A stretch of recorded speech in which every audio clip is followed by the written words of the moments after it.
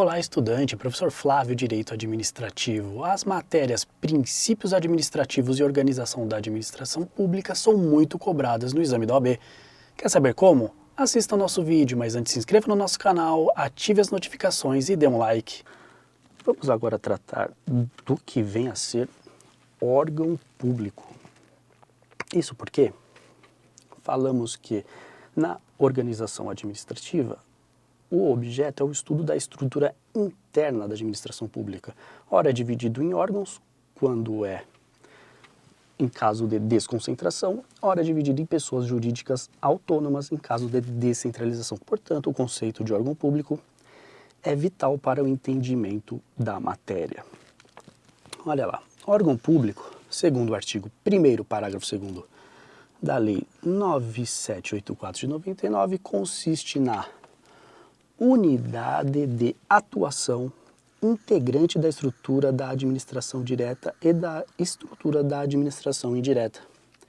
Hoje em dia, a teoria adotada para justificar a atuação do órgão público é a teoria da imputação objetiva, que compara a estrutura estatal ao corpo humano.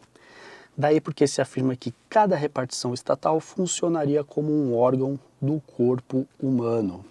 Sendo assim, os órgãos que fazem parte integrante de um todo, no caso a pessoa jurídica de direito público que é o Estado, desempenham cada qual uma função específica dentro de um todo organizado. A principal consequência da teoria da imputação objetiva significa que, segundo o artigo 37, parágrafo 6º da Constituição, as pessoas jurídicas de direito público e as de direito privado, prestadores de serviço público, responderão pelos danos que seus agentes, nessa qualidade, causarem a terceiros, assegurado o direito de regresso contra o responsável nos casos de dolo ou de culpa. Dito isto, do artigo 37, parágrafo 6º, podemos extrair as seguintes consequências. Primeiro, se o dano foi causado no exercício da função pública, impede-se a responsabilização do agente público. Segunda consequência, se o dano foi causado fora do exercício da função pública, impede-se a responsabilização do Estado. Portanto, uma é contrária da outra. E a última, a terceira, as prerrogativas são do cargo, sendo exercidas apenas durante o exercício da função pública. Portanto, essas três consequências são importantíssimas quando formos tratar do tema responsabilidade do Estado. Vamos ver como isso caiu no exame da ordem. Questão número 9. A estruturação da administração traz a presença necessária de centros de competências denominados órgãos públicos, ou simplesmente órgãos. Quanto a estes, é correto afirmar que, letra A, possuem personalidade jurídica própria, respondendo diretamente por seus atos. Como vimos, não possuem personalidade jurídica própria. Isso só acontece com a criação de uma nova pessoa jurídica no caso da desconcentração. Portanto, está incorreta a letra A. Letra B. Suas atuações são imputadas às pessoas jurídicas que a pertencem. Está correta. Como vimos, não há criação da personalidade jurídica própria do órgão.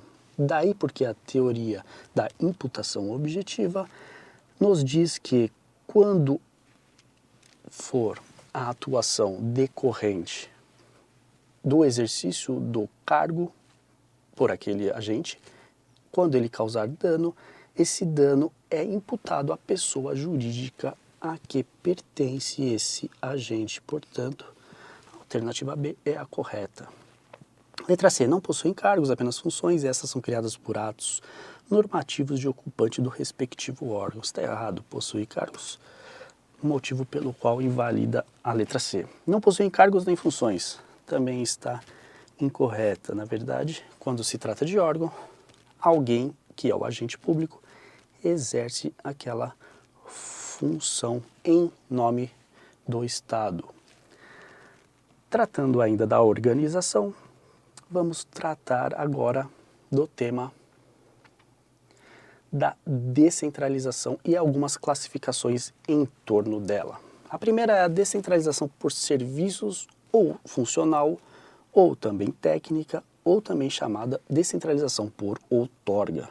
Nesse caso, cria-se ou autoriza-se a criação de uma entidade integrante da administração pública indireta, como, por exemplo, autarquias, fundações, sociedades de economia mista, empresas públicas, por meio de uma lei editada especificamente para esse fim. Então, sempre que tratarmos da descentralização por serviços, ou a lei vai criar, no caso das autarquias, ou a lei autoriza a criação, no caso das sociedades de economia mista, empresas públicas, sempre por meio de uma lei editada especificamente para esse fim.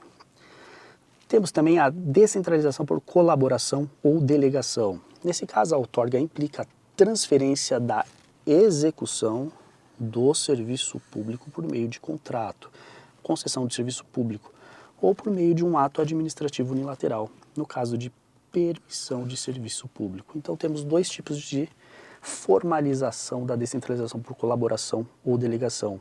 Ou se dá por contrato, em caso de concessão, ou se dá por ato administrativo unilateral em caso de permissão de serviço público. Lembrando que, na descentralização por colaboração, a transferência é apenas da execução do serviço e não da sua titularidade, que continua sendo do Estado. Temos também a descentralização territorial ou geográfica. Nesse caso, é a hipótese prevista no artigo 18, parágrafo 2º da Constituição, em que a União, por meio de lei complementar, veja que não é qualquer lei ordinária, sim a lei complementar, pode criar um território federal. Daí também porque é chamado de autarquia territorial ou geográfica. Lembrando que hoje no Brasil não há nenhum território federal. Após a Constituição de 88, os territórios foram extintos, mas ainda há a possibilidade de que venham a ser criados. Esse foi só um trechinho da nossa aula. Para ter acesso a mais conteúdo, não se esqueça de se inscrever no nosso canal, ativar as notificações e nos seguir em todas as redes sociais para mais conteúdo atualizado.